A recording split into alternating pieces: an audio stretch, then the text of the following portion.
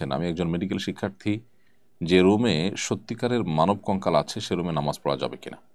বন্নিশাত তাবাসসুম, যে রুমে মানব কঙ্কাল আছে, অরিজিনাল মানব কঙ্কাল যদি থাকেও সেখানে নামাজ পড়তে কোনো অসুবিধা নেই। এটি কোনো প্রাণীর ছবি কিংবা ভাস্কর্য নয়।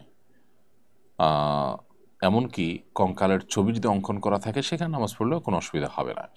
কারণ যেখানে একটি পূর্ণাঙ্গ প্রাণীর চোখ, কান, নাক, মুখ, হাত ইত্যাদি অঙ্কন করা থাকে, এরকম ফেস বা পরিপূর্ণ অবয়ব, কমপ্লিট অবয়ব যদি থাকে, সেটা যেখানে থাকে সেখানে মূলত রহমতের ফেরেশতা প্রবেশ করেন না, যদি সেটি আপনার প্রিন্টেড অথবা কোনোভাবে সেটার ডামি বা ভাস্কর্য যদি থাকে।